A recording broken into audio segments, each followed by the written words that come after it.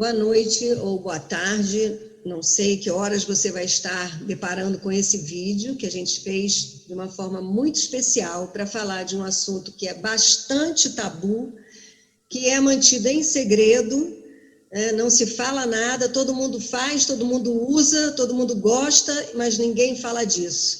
Então a gente vai fazer esse programa hoje para falar sobre sexualidade e principalmente sobre a educação violenta que a gente tem. Eu acho que muito nós somos educados para sermos violentos muito através da sexualidade. Eu sou professora, eu sou Cláudia Rato, professora, psicóloga, mestre em ciências e educação, trabalhei na educação básica durante 34 anos e acho uma violência não se falar abertamente sobre sexualidade nas escolas com os jovens. Nós, seres humanos, passamos pela fase da mudança hormonal, da descoberta da nossa sexualidade ao longo do período escolar, e isso não é falado, tratado como algo, né, quando você não fala, quando você não pode falar, é algo vergonhoso. Então, isso esconde, e nesse lugar escondido, não tratado, tudo pode acontecer, né? Então, hoje a gente vai falar sobre isso. E para começar, eu estou aqui acompanhada da Isadora, da Cacau, do Diogo. Quando eles falarem, eles vão se apresentar. E para começar esse papo, eu vou pedir para a Isadora diferenciar para a gente, né, o que é sexualidade, o que é gênero e o que é o sexo. Isadora, com a palavra, por favor.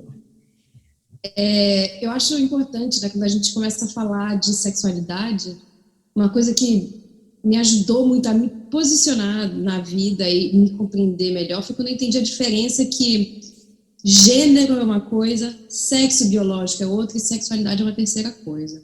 O gênero é uma performance. O gênero é o que ele faz. Eu estou trazendo uma teoria densa aqui, mas se a gente parar para pensar, o que é gênero? É homem e mulher. É menina que veste rosa e brinca de boneca, e menino que joga futebol e gosta de carrinho. É a performance do gênero. É a mulher que só se realiza se tem filho. E isso é performativo. É a mulher que usa vestido, o homem que usa calça, a mulher que usa biquíni, o homem que usa sunga. Isso é performativo. Então, o gênero é o que o gênero faz. E aí você tem o sexo biológico, que é o que você é dado a você quando você nasce. Olham lá suas partes e falam assim, menino, menina, masculino e feminino, tem isso, gênero biológico, ok. E aí a gente tem a sexualidade, que é livre, você faz o que você quiser. Não existe essa de hétero, ou gay, ou bi, ou não sei o que, tem muita definição, mas pra mim, o sexo é livre, pra mim e pra Lacan também, né? Não é só pra mim. O sexo é livre, faz o que você quiser.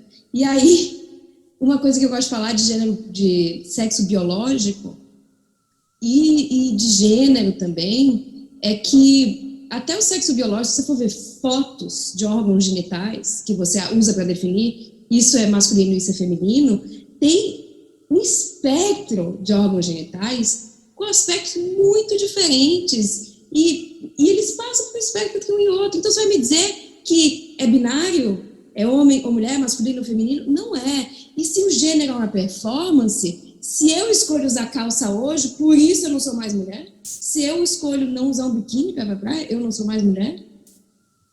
Então, a gente precisa pensar também em tudo que existe entre a performance mulher e a performance homem, o sexo feminino e o sexo masculino, o órgão genital em si, e o aparelho reprodutor, que também tem uma diversidade aí, que não é tudo uma caixinha que se compra na fábrica igual, e que a sexualidade é livre, não é só hétero e gay.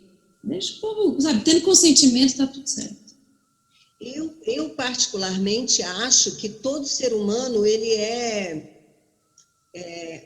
um hermafrodita, ele pode amar homem, mulher. Para mim, o que define, e assim, numa autoobservação, eu acho que o que define a minha sexualidade, e aí eu chamo de sexualidade aquilo que eu entendo por um lugar aonde eu venho a obter prazer, é muito cultural. É muito cultural. Tipo, sabe, por mais que eu seja crítica à cultura onde eu fui criada, ela entra em mim, ela ocupa um espaço dentro de mim que eu não sei, muitas vezes fica muito difícil de sair disso, né?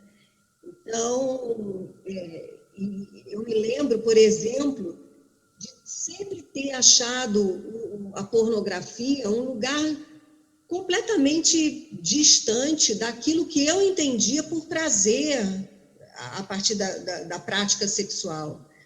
E o dia que eu ouvi a Isadora falando de como que a pornografia estava, de certa forma, expandindo ou propagando uma violência contra o feminino, eu falei, opa, vamos falar mais sobre isso. Então, aonde que a cultura, né? Aonde que a cultura entra na constituição daquilo que a gente entende por prazer ligado à nossa sexualidade?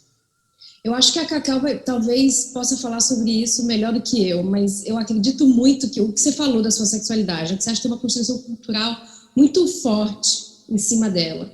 E na sociedade, a gente tem muita dificuldade de discernir entre gênero e sexualidade.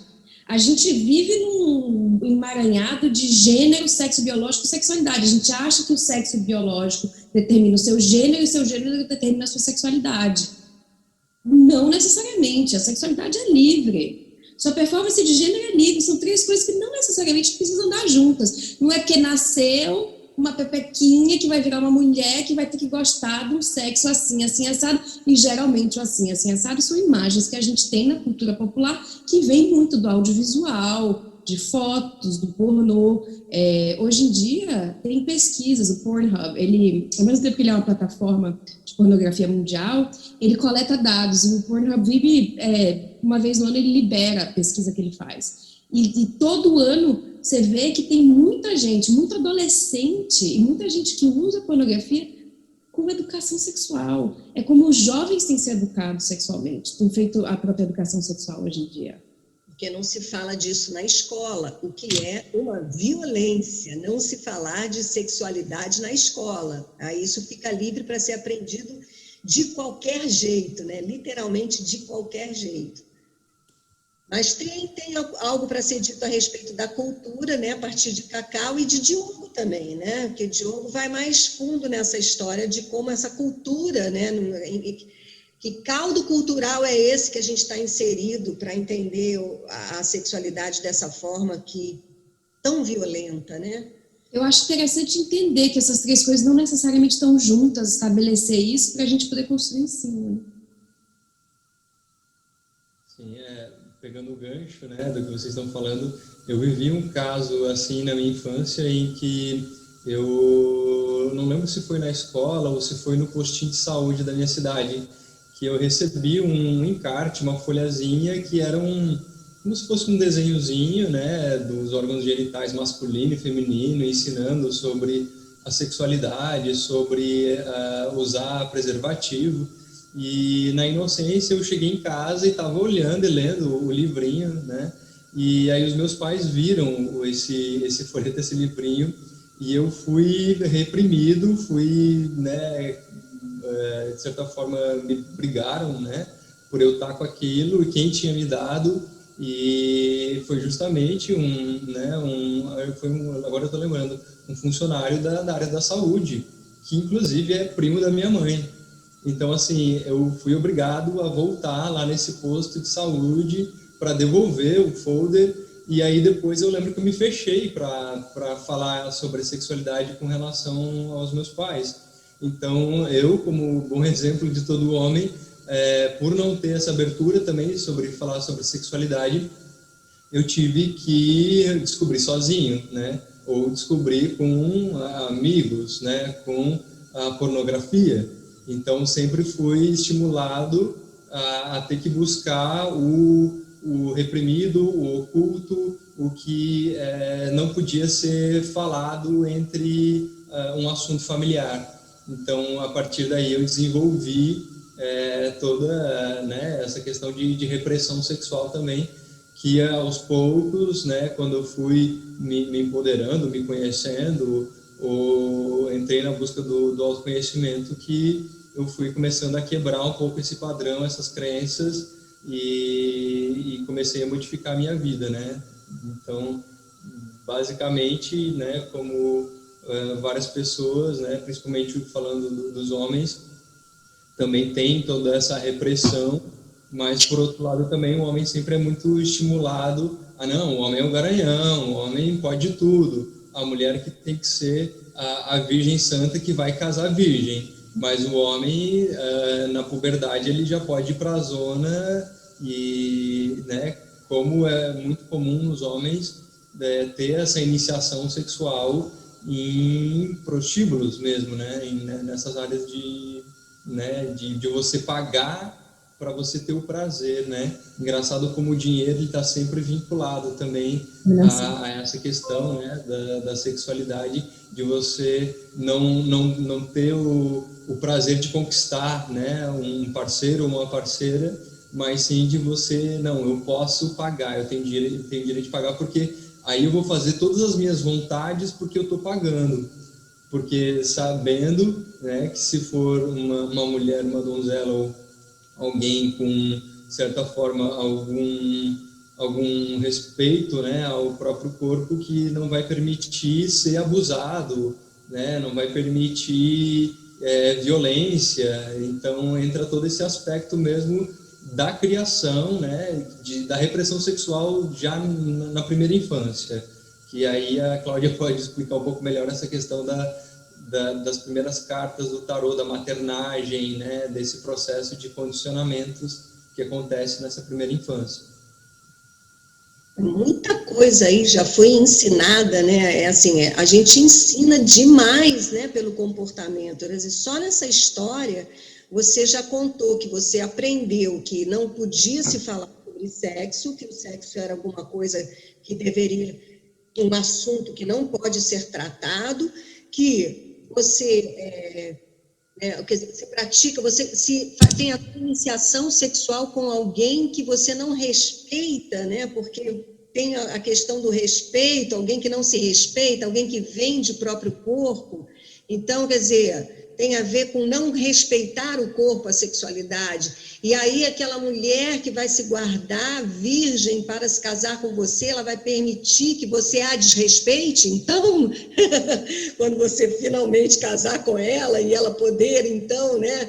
Quer dizer, olha quanta coisa que é passada nesse comportamento social, né? Sociocultural que a gente tem. E eu até acho, antes de passar a palavra para você, Cacau, eu até acho que hoje já é um pouco diferente. Eu não vejo meus filhos eles não tiveram que buscar um prostíbulo para se iniciar sexualmente. Mas eu ainda acho que existe muita coisa sendo ensinada através do uso da sexualidade, e volto eu na pornografia, que é onde a maioria das pessoas vai buscar se informar, já que continua sendo um tabu o assunto, que passa muito essa questão da violência, né, nesse lugar.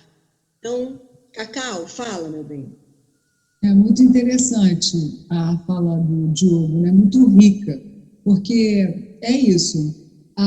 O posto, o funcionário, ele quer ensinar como se manter saudável, ele quer ensinar a técnica, né? Mas a sexualidade, que nada tem a ver com gênero, não tem a ver com a técnica. Ela envolve várias situações. Ela envolve o aceitamento, o outro te validar. Então, beleza, eu não posso aprender com uma pessoa do posto, que também só vai ensinar a usar camisinha e não contrair uma doença venérea ou uma gravidez indesejada.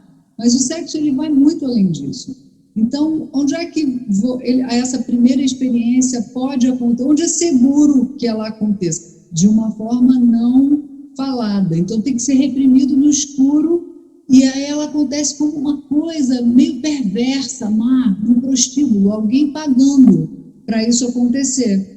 E o que fazer? Mesmo com uma prostituta, você está pagando, não significa que vai ser ok. Vai acontecer, está garantido. Mas de que forma? Qual é a expectativa dela?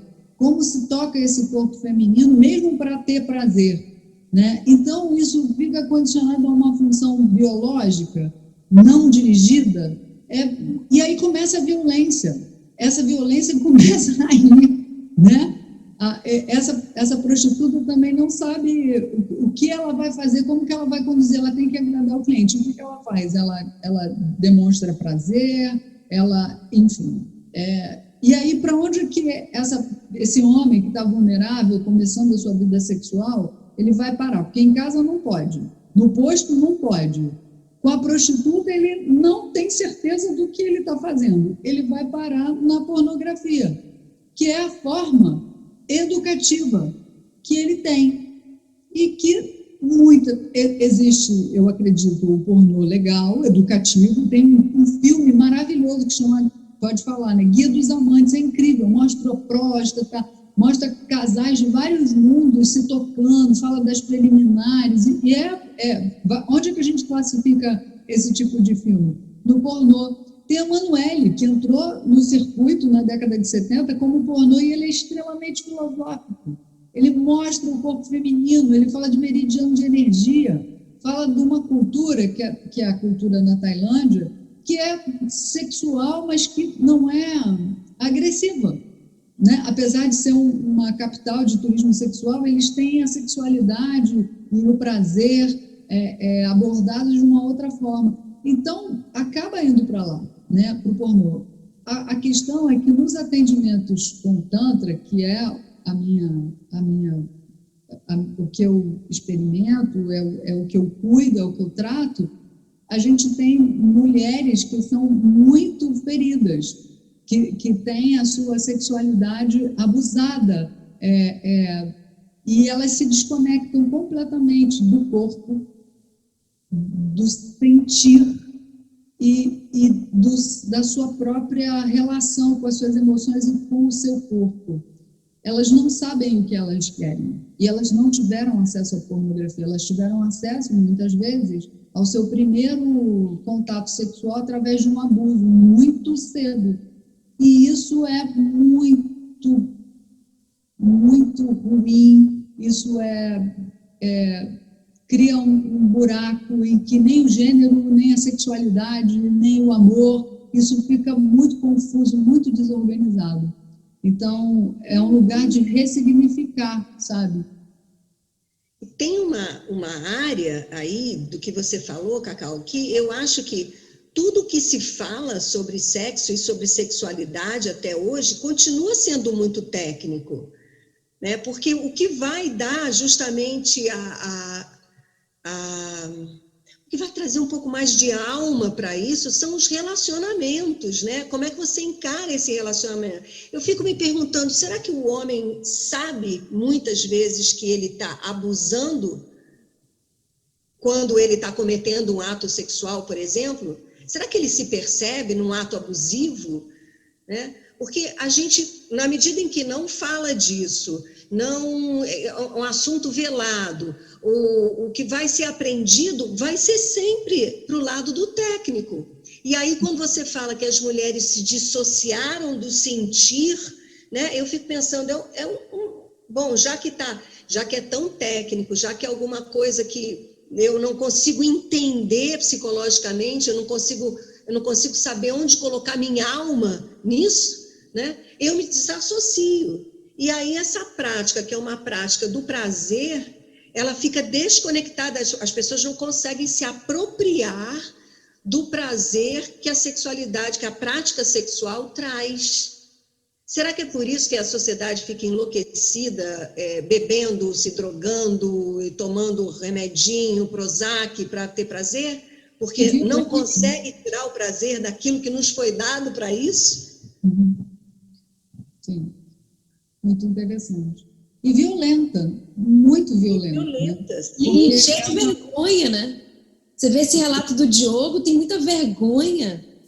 Tem a vergonha da criança que foi colocada no lugar de vergonha, tem essa performance de gênero que começa tão desassossegada, que também tem uma vergonha, tem a questão da dominação, se você não sabe o que está fazendo, então você paga, e aquela mulher é um objeto, então a primeira experiência sexual é com um objeto, a mulher é completamente desassociada, e esse cara vai treinar para quando ele for com alguém que ele ama fazer direito? Não vai. Toda a experiência é cheia de vergonha, dominação e repressão, né? E aí o que você vê, o que aparece no pornô que está na tela é exatamente isso. Tem a dominação, tem a violência, tem a repressão e tem a vergonha, porque eu acho que a vergonha está muito da forma que o pornô é distribuído, né? É a forma que ele é consumido. Fala, Gil. Também muito forte essa questão da vergonha do próprio corpo, né? Então, assim, o Brasil, gente, é índio, né? E aí a gente também tem essa questão do tabu do naturismo, né? Que quanto mais você esconde o corpo, reprime, mais você vai criando esse tabu. Mas os índios, quem anda pelado, tipo assim, é a coisa mais normal do mundo, né? Por que a mulher não pode pegar e fazer um topless, andar também sem camisa? O homem pode andar sem camisa. Por que a mulher não pode andar sem camisa, mostrar o peito, mostrar o seio, né? E aí vem toda essa questão, de novo, de tabu, de repressão, de vergonha. E o que é mais também irônico é que aí o Brasil é conhecido no estrangeiro como a terra do carnaval, que tem a mulher pelada, dançando, né, lá desfilando, e o Brasil passa uma imagem justamente, né, que aqui é tudo liberado, que a mulher anda pelada na rua, mas ao contrário, né, quem mora aqui vê o tanto que também é reprimido essa questão, o quanto é julgado, essa questão do corpo mesmo, né, de a gente considerar o corpo não como algo sagrado, como algo natural, né, a nudez como algo natural. Então, é algo também a ser muito trabalhado, essa questão da própria nudez, né? Não sei o que vocês acham. Eu acho que aí você vê a questão da dominação, tá aí também. Essa mulher, ela pode mostrar o corpo se ela está mostrando dentro de um contexto para mostrar o país para o mundo. Então, ela está completamente desumanizada ali. Você vai me dizer que não tem a dominação? A mulher não pode mostrar o peito, por quê? O cara pode? Porque ela é propriedade de alguém, então aquele peito é do cara, ele não pode mostrar. Se tem a dominação, a desumanização da mulher o tempo todo. Eu evito usar a palavra objetificação, porque a gente esquece, quando a gente objetifica a mulher, a gente, na verdade, está tirando a humanidade dela. Não é humana aquela coisa, alguém é dono, se o dono deixar, a mulher não vai nem presa. Que aí ele vai e fala ali com o policial, o peito daí eu mandei, tá tudo certo. Da onde vem isso, hein, gente? Da onde vem isso? Se a gente for vai caminhando para trás, foi o avô, o bis, o trisa, da onde vem isso? Diogo? Então, isso vem na própria colonização do nosso sistema solar. Então, antes de a gente chegar aqui no planeta Terra, houve outras experiências no sistema solar que, na história cósmica, né, relatada pelo Valon-Botán, José Arguelles, ele conta no livro Sonda de Arcturus todo esse processo em que o sistema solar começou a ser colonizado a partir do planeta Maldek, que é um planeta que atualmente não está mais no nosso sistema solar. Ele atualmente é um cinturão de asteroides, ele foi explodido por outros planetas maiores, que é a representação dos planetas de Júpiter e Saturno. Então, para a gente começar a compreender um pouquinho dessa história cósmica, tem que compreender um pouquinho a lei do tempo, um pouquinho sobre o Tzolk'in, né, sobre os Kins, mas esses planetas que Júpiter e Saturno, Júpiter ele é representado na verdade, Júpiter é representado pelo selo da semente, que é a falsa espiritualidade, que está representado também por esse patriarcado masculino que foi que originou toda essa história, né? E sobre Saturno, que é a representação do selo da noite, que traz também a questão do materialismo. Então, esses foram planetas que têm poderes abusivos, eles abusaram de outros planetas menores. E aí, Júpiter, né, que é a representação da semente, essa falsa espiritualidade, abusou justamente de Maldek. E aí Maldek, ele é representado pelo selo da serpente, que é justamente o nosso corpo, que representa o instinto, a sobrevivência, a força vital, a energia Kundalini, energia sexual. E aí, essa questão do abuso de Júpiter em Maldek, acabou ocorrendo essa primeira destruição de um planeta aqui no nosso sistema solar, e muitos de nós que estamos encarnados aqui na Terra nesse momento, a gente também estava vivendo lá em Maldek, né? Porque nós somos seres imortais, energias, né? Representações da centelha divina, que estamos nesse processo de morte, renascimento e evolução constante, né? Uma evolução constante. Para quem acredita nesse processo, né? De reencarnação. E então a gente está falando isso, né? Lançando esse vídeo justamente no Kim da serpente magnética, que é quando a gente está justamente trabalhando esse poder dos poderes abusivos, né, e abusados com relação à energia de Maldek, que é essa energia desse planeta que explodiu, e que a gente ainda, de certa forma, está colhendo os frutos dessa questão kármica, né? Mas por que Maldek explodiu? Justamente porque teve uma sexualidade deturpada, porque teve abuso com relação ao corpo, que é o nosso templo sagrado. E esse abuso foi justamente com relação à repressão também sexual. E aí a gente não pode deixar isso repetir de novo, porque depois de Maldek foi colonizado Marte. Da mesma forma, Marte também houve esse período de guerras, de conflitos, de não conseguir compreender direito essa energia sexual. Também tornaram Marte inabitada, ao menos, né, para a raça humana. E agora a gente está no terceiro experimento, que é aqui na Terra. Por isso que nessa decodificação, né, galáctica da história cósmica, nós estamos no sistema de Velatropa, que é o nosso Sol, é o Velatropa 24, e a Terra é Velatropa 24.3, né? É o terceiro planeta do sistema de Velatropa. Então vem Mercúrio, Vênus, Terra. E também é o terceiro planeta que está recebendo esse experimento de evolução da raça humana. E então é muito além daquilo que a gente imagina, né? Porque não está só relacionado a essa existência, a essa vida ou este planeta. É algo realmente kármico que a gente vem tentando trabalhar ou vem tentando descobrir a fórmula, né, de um equilíbrio para a evolução, porque a sexualidade, né, ela, além desse fruto de prazer, mas é a forma com que a gente se reproduz. Então, é uma criação divina, né? E a gente precisa ressignificar esse processo, porque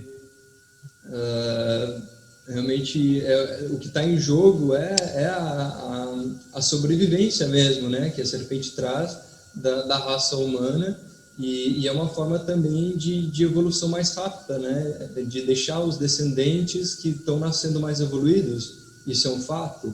Quando acontece uma reprodução, a gente acaba acelerando o processo evolutivo. Então, existem em outros planetas, em outros sistemas, outras formas de reprodução, não só através dessa troca de, né, espermatozoide e óvulo ou de genes, mas também é a forma com que esses outros sistemas eles obtêm energia, ou que eles é o esporte deles, né? São os esporos, essa questão da sexualidade. Então, não é que não pode fazer sexo, mas a gente precisa aprender a usar essa energia sexual. A chave está aprender a utilizar essa energia sexual, tirar também a objetivação, não, enfim, dos órgãos sexuais, né? e realmente utilizar essa energia Kundalini para despertar os nossos chakras, né? Para que essa energia suba e saia pela coroa, né? Que a gente consiga ter prazer no nosso corpo, em todas as nossas células, que a gente possa utilizar essa energia para um trabalho, para um processo artístico, para realmente fazer uma atividade física. Então, tirar o foco, né, dessa questão mais ligado à sexualidade como uma fuga, né, ou como uma forma de descarregar a energia ou a ansiedade, e utilizar essa energia para que ela não se perca, mas para que ela seja absorvida ou usada da melhor forma. Ou seja, a energia sexual, a energia da Kundalini, é a energia que se usa para qualquer tipo de cura. Quando a gente fala em cura, né? Se a gente fecha essa porta de conhecimento, a gente está fechando a porta da cura, da saúde. Então, a gente está vivendo numa sociedade doente, e hoje está muito na cara isso, né? Porque simplesmente a gente perdeu a chave da porta da cura, da saúde. Então, assim, concordo com o Diogo quando ele fala que tem que tirar um pouco da ênfase, né, da prática sexual, dos órgãos genitais, etc., e entender isso como um lugar do equilíbrio, né, o lugar da onde você pode trabalhar com o equilíbrio energético dessa polaridade para poder ter uma vida, ter uma existência saudável e evolutiva. Agora, por outro lado, quando se fecha o assunto, a visão desse lugar, que é onde essa energia está guardada, nesses órgãos genitais, nessa prática sexual, a gente fecha a porta para todo o resto. E aí fica se enxugando gelo, em termos de trabalhar com cura. A gente fica enxugando o gelo, fica tratando o sintoma, fica tentando, e não vai aonde tudo começa, né? Então, eu queria perguntar aos meus amigos aqui, cada um da sua própria ponto de vista, da sua própria especialidade, qual seria, né, a atitude, o comportamento, a prática ou a mudança de paradigma necessária para que a gente pudesse começar a trilhar esse caminho, né, a trilhar esse caminho da cura verdadeira, a cura que vai nos curar psicologicamente, fisicamente, espiritualmente, emocionalmente, enfim. Qual o começo? Por onde a gente poderia começar agora a abrir essa porta, né? A botar a mão nessa maçaneta? Então, eu acredito que através de uma comunicação, de um diálogo, sabe, direto, eu entendo que não é interessante esperar que a sociedade, a economia, a religião vá falar sobre isso. Isso é um discurso que a gente precisa alinhavar.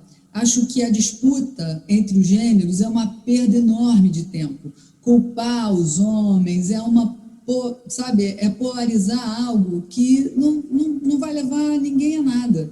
Mas é isso.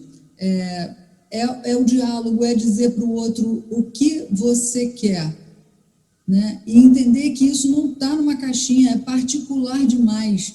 E que quanto mais vulnerável você puder se sentir e tiver confiança para expressar para o outro, melhor. Porque é isso. Não é uma questão de gênero, é uma questão de autoconhecimento, de desejo. O outro ajuda muito, mas não adianta você levar todas as suas expectativas e colocar na mão dele, porque ele também não sabe o que ele está fazendo. É isso, não sabe. Os homens estão também muito que aprenderam com pornô, com pênis de 22 centímetros.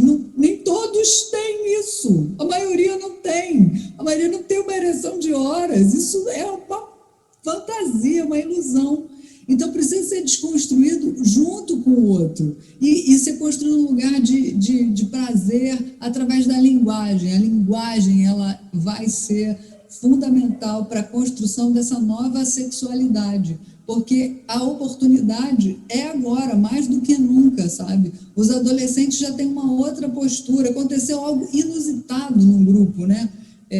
Preciso dividir, porque eu fiquei profundamente emocionada, num grupo de pessoas no WhatsApp, e alguém colocou um GIF que era uma mulher com os peitos enormes, e aquilo me chocou, assim, tipo, eu olhei, aí os homens, foi um homem que colocou, e 30 homens falaram, que coisa tosca, você não pode fazer isso é um desrespeito. Eu falei, gente, uma revolução está acontecendo aqui, olha, o mundo está mudando, e é isso já está acontecendo, precisa continuar acontecendo, né, essa educação entre as pessoas, mas a educação entre quem resolver ter uma relação amorosa que passe pela sexualidade extremamente nova, criativa, sabe? Verdadeira, inusitada, autêntica. Cada casal, trisal, enfim, né? Cada grupo, porque isso também é sexualidade, que resolver se relacionar,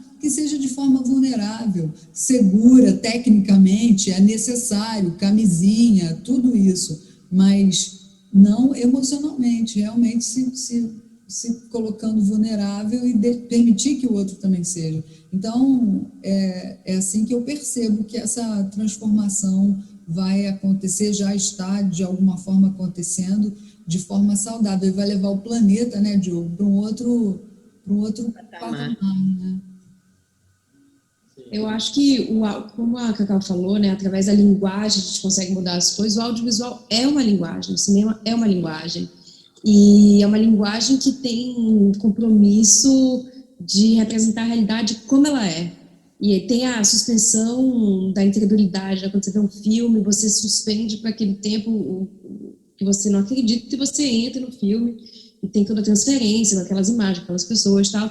E nesse lugar, o audiovisual e até um pornô voltado para isso pode ser extremamente educativo, no sentido de ampliar a nossa linguagem, a da fala, a nossa linguagem, enfim, nosso escopo de expressão, e oferecer para a nossa imaginação outra perspectiva e outras possibilidades, né? Porque quando a gente vê, nem criança, quando vê um adulto fazendo tal coisa, a criança faz igual, a gente não mudou, a gente ainda é assim. Então, quando a gente vê pessoas que se parecem com a gente numa tela fazendo algo um pouco diferente que a gente consegue se imaginar que talvez aquilo também é possível na nossa vida, né? Quer dizer, você veja, eu estava aqui enquanto você estava falando, né, do cinema e tal, né? Você veja, o cinema, ele traz, você falou, a gente suspende o nosso nível de realidade para viver aquilo que o filme está trazendo para a gente. Então, naquele momento, a gente pode viver aquelas emoções, a gente pode viver aquilo tudo, porque não é a minha vida e eu estou, né? É o papel do teatro, né? É um trabalho psicológico para a gente poder viver emoções que na nossa vida não viveríamos, né? Então, como é que fica o que se tem hoje em termos do cinema da pornografia, né? A pornografia seria, por um lado, a gente pensando aqui, seria um lado educativo, seria onde eu poderia suspender a minha realidade e viver as emoções que aquele casal, ou que aquele trisal, ou que aquelas pessoas estivessem fazendo ali, experimentando a sexualidade delas, e eu poderia, então, viver aquilo sem necessariamente estar passando por tudo aquilo. E aí, como é que anda a indústria pornográfica? Ou o que poderia mudar? Ou como é que fica aí? O que a gente tem hoje? Né? Já está mudando, acho que tem um movimento bem grande, bem forte nesse sentido. Mas eu acho que é importante frisar o que você falou, é que muita gente, essa linguagem audiovisual não toca, não olhar algo numa tela não move a sexualidade dessa pessoa, não move o coração dessa pessoa. Então, para muita gente, pode fazer o pornô que for, não vai fazer diferença nenhuma. Então, tem isso também, que a nossa sexualidade é tão diversa que nem o pornô mais, sei lá, mais não vai mover aquela pessoa, né? Mobilizar aquela pessoa. Mas tem um movimento muito grande, tem tem um movimento chamado pornô feminista, que muita gente é contra esse termo, é um termo super marketável, maravilhoso termo, né? Porque só o nome já te convida a pensar sobre um monte de coisa. Tem uma coisa chamada pornô ético também, que tem muita gente que faz um pornô ético, mas aí tem muitos questionamentos, tipo, porra, se isso que você faz é um nicho da pornografia, e é um nicho ético, você está dizendo que toda pornografia não é ética? Então, tem um movimento dentro do pornô já desde a década de 80, que ficou bem mais forte agora nesses últimos 20 anos, e com o boom da internet é mais acessível. Existem coletivos de artistas, tem um coletivo sueco chamado New Next Level of Porn, o próximo nível do pornô. Elas começaram a fazer pornô na Suécia e elas viraram peça de museu, porque os filmes que elas produziram foram comprados por museus. Museu de Arte Moderna, Museu de Arte Contemporânea, e aí elas deixaram de ser pornografia, viraram arte. E arte assim, de museu. Então tem um movimento muito grande. Tem uma mulher chamada Erika Lust, que é uma sueca que viveu nos Estados Unidos, que hoje em dia é radicada na Espanha, porque as leis lá para se produzir e distribuir pornografia são mais flexíveis, então ela consegue trabalhar de uma forma que ela acha mais ética. Tem muita gente questionando ela, questionando a plataforma dela, quão ético é isso, mas eu acho que todas essas pessoas dão um passo à frente para a gente ter uma representatividade audiovisual mais coerente com uma sexualidade saudável e inclusiva. Se essas pessoas fazem, é perfeito, é completamente ético, completamente feminista, completamente sei lá o quê, não sei, não posso dizer. Eu ouço e eu compreendo os argumentos que usam contra, mas eu acho que é um grande salto para a gente, assim, como sociedade, ter uma representação um pouco mais inclusiva. E aí a próxima pessoa que vier depois da Erika Lust, fazendo filmes eróticos e pornográficos e sensuais, já vai ter um repertório, uma linguagem audiovisual mais justa e mais inclusiva, de uma sexualidade, enfim, mais, de um sentido mais amplo, né? E aí a gente já vai podendo avançar. Pegando a palavra, e pegando o gancho também muito do que a Cacau falou, né? Assim, que a transformação ela já está acontecendo. Então, realmente, assim, partindo desse ponto de vista, que a gente já está numa nova era e que as futuras gerações já estão tendo a consciência ou não estão sendo condicionados, né? Como as gerações anteriores foram, realmente assim, soltar o controle de certa forma, mas começar a trabalhar nesse sentido, principalmente de empoderar as pessoas para que quando elas forem reprimidas ou sofrerem abusos sexuais, que elas realmente falem, né? Porque acho que o problema está em justamente as pessoas se sentirem coagidas ou não poder falar de um abuso que ocorreu, ou não ter consciência que aquilo foi um abuso, né? Então, trazer esse poder das mídias sociais, ou da consciência, que também acho que é o objetivo de a gente estar gravando esse vídeo, para que a gente consiga levar a consciência, né, para as pessoas, para elas se empoderarem, né, de não receber mais, né, esse tipo de abuso. E aí a transformação ela acontece realmente assim de dentro para fora, porque a pessoa, olha, eu não preciso passar por isso, eu não quero esse tipo de situação, ou eu sei o que é melhor para mim, que aí também entra essa questão do autoconhecimento, né, de cada um saber o que é melhor para si e cada um cuidar da sua vida, né? Porque acho que o problema está muito assim, no apontar o dedo para o outro, julgar o outro, o que é certo para mim ou o que é certo para o outro. Na verdade, cada um tem a sua visão, cada um tem seu gosto e opção sexual, né? E realmente tem as suas necessidades, porque cada um está num determinado nível de consciência, cada um está em determinado nível de tempo, né? De evolução.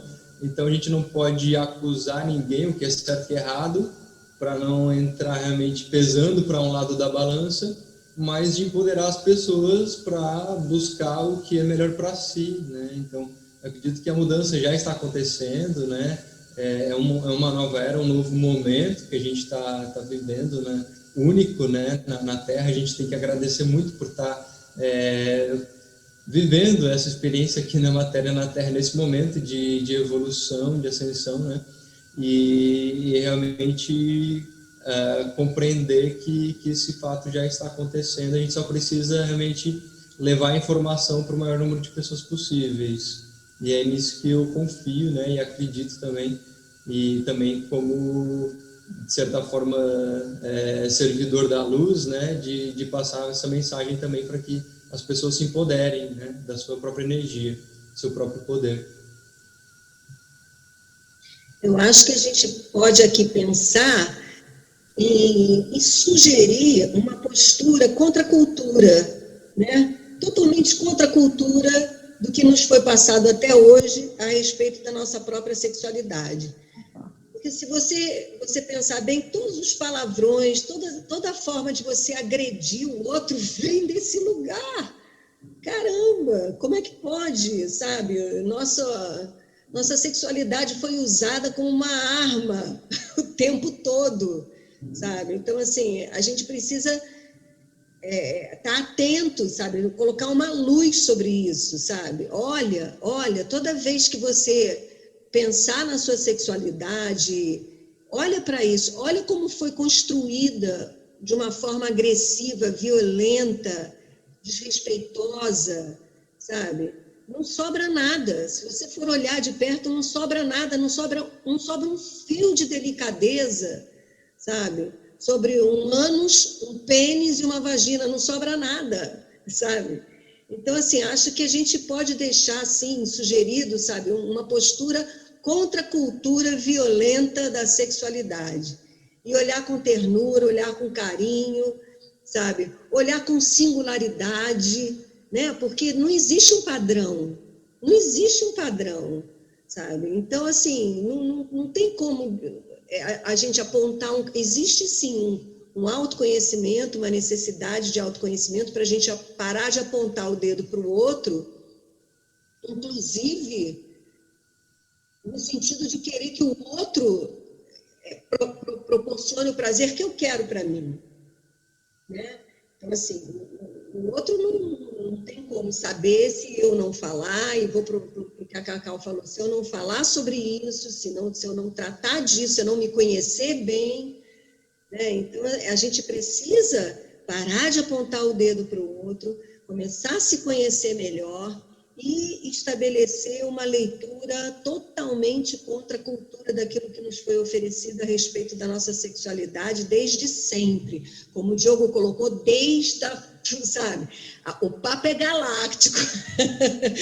Isso vem de antes da gente estar aqui vivendo essa experiência na Terra. Então, é muita coisa a ser desconstruída. E a gente precisa estar muito ligado, muito atento, muito consciente disso. Sim. E tem uma coisa assim, que eu queria deixar para as mulheres, sabe? Primeiro, não silencie, fale, diga que não, você é responsável por você. Então, se não está bom, se não é consensual, não quero, a culpa não é sua, você não tem culpa de nada. Nós estamos sendo silenciadas há séculos, então chegou a hora de falar e de colocar limite. O mais importante nesse encontro, que é o encontro sexual, é o prazer de ambos. Você precisa saber onde mora o seu e aonde não mora, aonde não é prazer, aonde é dor. E se colocar, se expor, tanto para o outro quanto para as outras pessoas, sabe? Você vai perceber que você não está sozinha, que tem muitas mulheres na mesma situação. Uma outra coisa que eu tenho visto no curso de pompoarismo, que é uma experiência, né? Não se abandone, não se separe da sua sexualidade, não desista de você. É o seu potencial criativo, sabe? É a sua potência, a sua força de realização. Não desista. Não desista da sua essência, não desista de encontrar o que há de mais belo, de mais autêntico em você. É isso. Pegando o gancho do que a Cláudia falou sobre os xingamentos, eu acho que isso é um grande exercício, porque toda vez que você for xingar alguém, mandar alguém tomar no cu, falar chupa, eu acho horrível quando dizem, cara, você não acha que você está agredindo alguém falando chupa, ainda mais quando é homem. Fala, ai, chupa, fala, você acha que você está... Por que para essa pessoa é uma ofensa, mas eu que sou sua namorada, você quer que eu faça? Aí você fala, você está agredindo aquele, mas para a mulher você quer que ela faça isso, então por que você quer agredir ela desse jeito? Aí os caras ficam tipo, eu acho que muito repensar a nossa linguagem, né, quando a gente xinga alguém, por que a gente está agredindo alguém? A regra que eu uso para mim é, se eu vou usar para ofender, se é uma prática que alguém tem prazer e gosta, não é ofensa. Se qualquer pessoa tem prazer e gosta de forma consensual, não é ofensa. Aí entra o consensual, né? Eu sei que é consensual, eu não quero, é consensual. E aqui, na Nova York, tem uma boate chamada House of Yes, a casa do sim. E toda vez que você vai entrar, eles te trancam, eles pegam assim, umas 10 pessoas numa antessala, fecham, e alguém explica o que é consensual. Fala assim, olha, se você quiser beijar alguém, se você quiser olhar muito para alguém, se você quiser tocar em alguém, você pergunta para a pessoa se ela quer. Só que você tem que perguntar de forma clara, posso te olhar muito? Posso te encarar? E se a pessoa disser qualquer coisa que não seja um sim enfático, tipo, sim, muito, por favor, é um não. Então, se não é um sim enfático, portanto, é um não. Isso mudou meu paradigma sobre consenso. Você é tipo, talvez, não, é um não. Se não é um sim, agora, claro, não. E outra coisa que eu acho também interessante pensar são nas imagens que a gente tem como sensuais, eróticas e que a gente associa a sexo. Observa essas imagens, tipo, o que a gente associa a sexo. Observa quem está na imagem, quem fez a imagem, como é o corpo daquela pessoa. Aquele corpo parece com o seu corpo? Aquela pessoa parece com você? Se for não, avalia de novo essa imagem. Repensa essa imagem. Se essa pessoa não parece com você, repensa a imagem. Por que esse é o certo? Por que esse é o padrão? Pensa que é só um padrão. Não é o certo.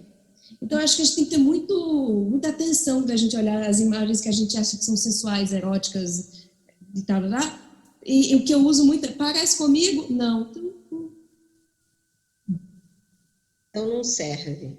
Para mim, não serviu. Acho que a gente pode, enfim, repensar as imagens. E outra coisa também que eu acho que ficou, que adoeceu na humanidade como um todo, é tudo aquilo que é do feminino, né? Que também habita os homens, que é o que a Cacau falou de vulnerabilidade.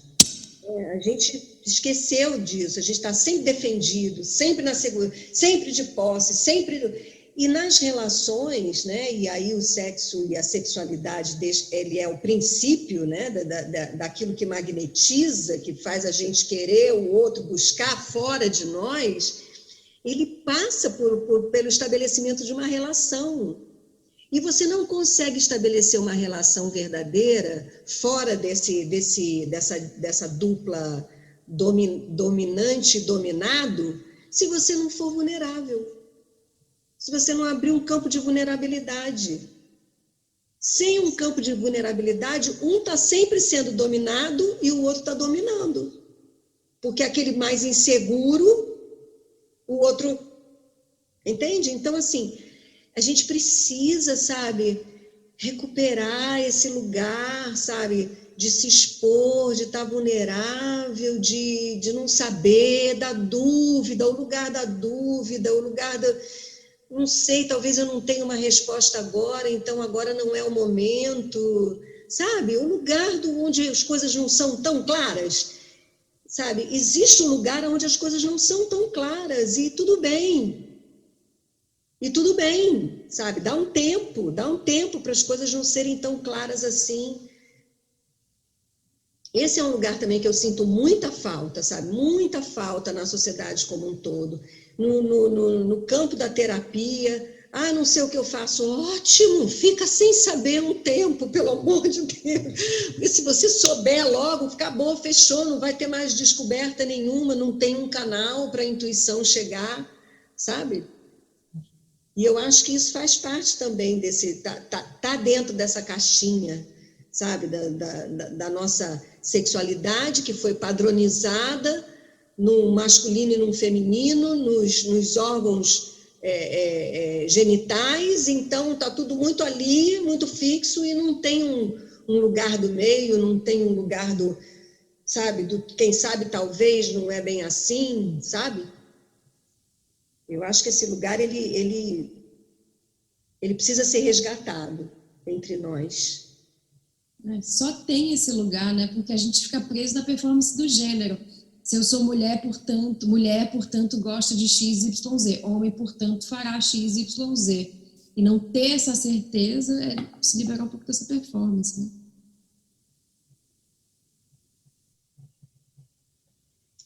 Olha, eu vi muito a carta, né, o arcano 3, que é do imperador, né, que ele traz essa questão dos limites, né, mas aí vem essa questão do patriarcado de novo, e aí trazendo os dogmas da própria religião, né, porque a maioria de nós cresceu dentro de uma religião que dava ali aqueles princípios, aqueles dogmas. E aí recentemente saiu uma notícia, né, que o próprio Papa falou, né, de não reconhecer o casamento homoafetivo, sendo que a própria Igreja Católica é a igreja, assim, é a empresa, né, digamos, a instituição mais gay que existe na face do planeta Terra, né, porque a gente sabe que a maioria dos padres chegam a esse sacerdócio por justamente uma fuga de não querer assumir a própria sexualidade, né? E realmente isso é ridículo, né? E o quanto a gente precisa também romper esses dogmas, né? Impostos pelas doutrinas, pelas religiões, né? E realmente viver a nossa integridade de acordo com o que a gente acredita. Não achar, por exemplo, que para um caminho espiritual você precisa abrir mão da sua sexualidade. Essa é outra coisa também que é absurda, né? Ou você é uma pessoa iluminada, ou você é uma pessoa putana. Porra, que coisa doida, né? A gente não pode mais, gente. Contra a cultura total de tudo aquilo que nos foi ensinado a respeito de sexo, sexualidade e órgãos e coisas afins, porque está tudo muito doente por causa disso. Inclusive, eu queria pedir para vocês aqui colocarem os seus processos, né, seus trabalhos de cura, né, nesse sentido de autoconhecimento, de cura da sexualidade. Cacau é especialista nisso. Das produções da Isadora em termos de direção de cinema, né? Onde que entra, Isadora, também a sua contribuição para esse novo olhar para a sexualidade ou para o feminino na sua profissão, para que a gente deixasse aqui, né? A gente somos todos aqui profissionais da cura, desde a cura do planeta até a cura psicológica, terapêutica de cada um. Então, vamos deixar aqui os nossos caminhos, né? Para aqueles que estiverem ouvindo e quiserem seguir, tem mão aqui para dar para você.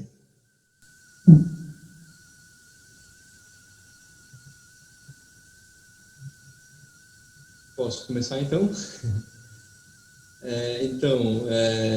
Sou o Diogo, Kim 87, mão solar azul na astrologia maia, né, no Tzolk'in. Então, a mão ela já carrega esse poder também de cura com as mãos, né? E o meu trabalho está muito ligado com isso. Eu sou terapeuta holístico, né? Terapeuta de uma terapia recentemente nova, né? Sou um dos pioneiros nessa terapia, que é a terapia da lei do tempo, o sincronotron. E aí eu faço esse trabalho terapêutico em que eu, baseado na data de nascimento de cada um, eu faço os cálculos, né, e aí descubro quais são as energias que estavam pulsando no dia do nascimento, e aí eu faço esse renascimento com as minhas mãos, né. E esse processo ele é interessante porque ele trabalha justamente no nosso cérebro, né, no perceptor mental, que é, digamos, onde tem um mapa, né, grande programa, né, do nosso corpo humano. E o nosso corpo humano, ele está muito ainda, a nossa visão, na verdade, de mundo está muito radializada, porque a gente ainda está na dualidade. É o hemisfério direito, é o hemisfério mais feminino, é o lado do yang, do yin, na verdade, né? É o lado mais artístico, mais emocional, ou não, é o hemisfério esquerdo, que é um lado mais yang, mais masculino, mais racional, mais lógico. Então a gente está sempre radializando, e quando a gente está com a nossa mente radializada, a gente está vendo o mundo de forma dual. Então essa terapia ajuda a unificar os hemisférios do cérebro e transformar o cérebro em um único órgão, que aí é o que a lei do tempo, o José Arguelles, ele define como o perceptor mental, ou o órgão dos sentidos. Então ele acaba ativando os sensores, né, como a gente tem tato, visão, audição, paladar, né, esses sentidos acaba trazendo para a consciência aquilo que está inconsciente e equilibrando essas energias de yin e yang. E aí, paralelo a isso, também faço todo esse mapa, né, galáctico do Tzolk'in, da astrologia maia, para esse processo de autoconhecimento. Então, basicamente, o meu trabalho hoje está nesse sentido. Muito bom. E aonde que a gente te acha? Então, vocês podem me encontrar no meu perfil do Instagram, que é Telectonon1328. Telectonon é o tabuleiro, né, da profecia, das 13 luzes de 28 dias, onde eu faço as publicações diárias, né? E aí tem um segundo perfil, que é aqui do meu espaço, né, que é a Casa Lua Magnética, e que é em Florianópolis, mas para quem não puder vir até aqui, posso fazer esse trabalho à distância. Então tem esses contatos, posso também de repente deixar o meu telefone pessoal, ou aqui digitar, né, o link para vocês aprenderem a procurar, né? Mas é Telectonon com K e N no final, 1328. Maravilha. Maravilha. A cultura galáctica vem em paz. Claro.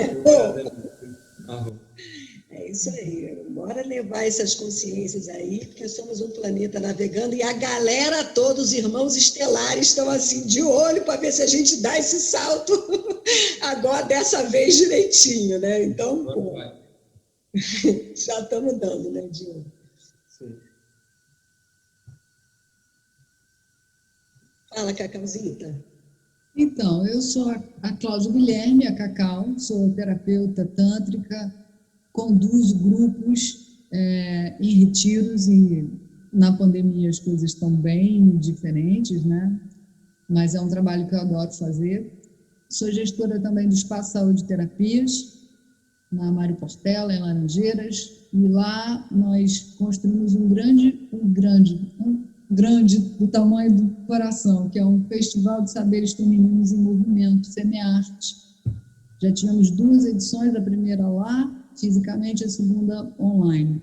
Eu tive que migrar todo o meu trabalho do presencial, minha agenda era uma agenda bem movimentada, para online. Então, eu transformei a experiência terapêutica que as mulheres e as pessoas, porque não eram só mulheres, eu atendi alguns transgêneros, tinham comigo, para o online, e eu construí um pompoarismo terapêutico. Foi esse nome que eu dei para essa experiência. São 6 módulos, 12 horas, tem bônus, tem tarefa entre módulos, tem ritual, tá muito legal, um trabalho que eu estou adorando fazer.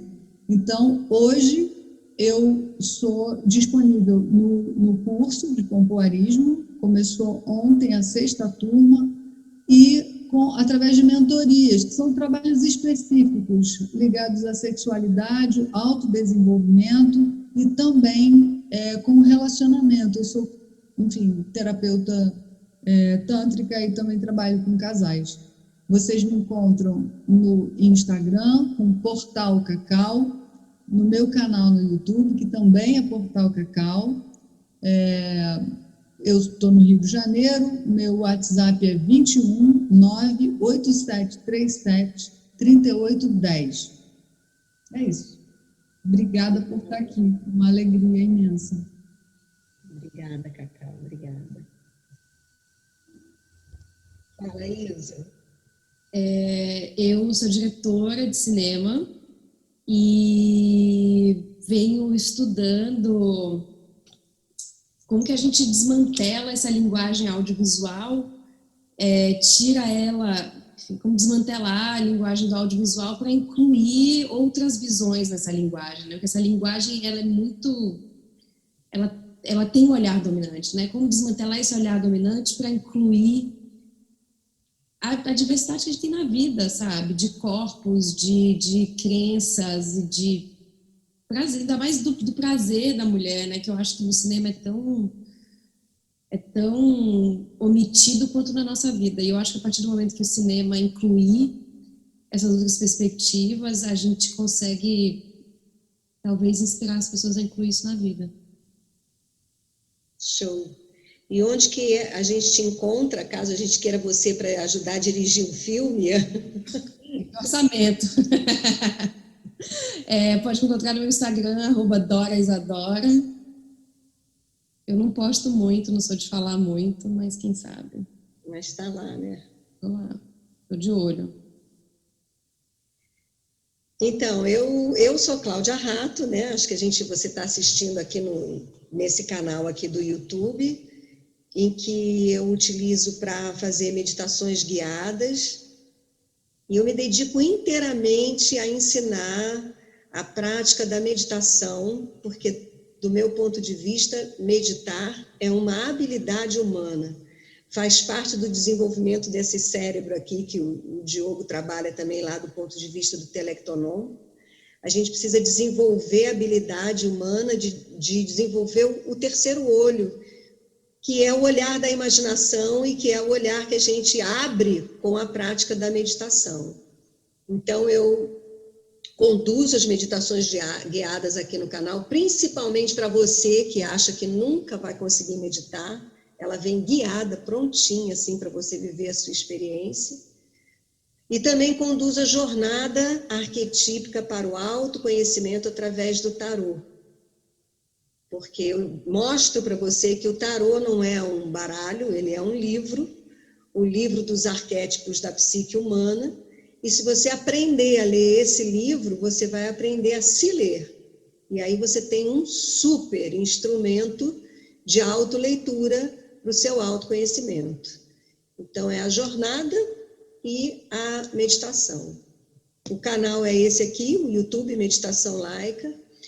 E desenvolvi também a meditação laica educacional, que é um protocolo específico para professores conduzirem a meditação na forma laica e com o propósito pedagógico em sala de aula.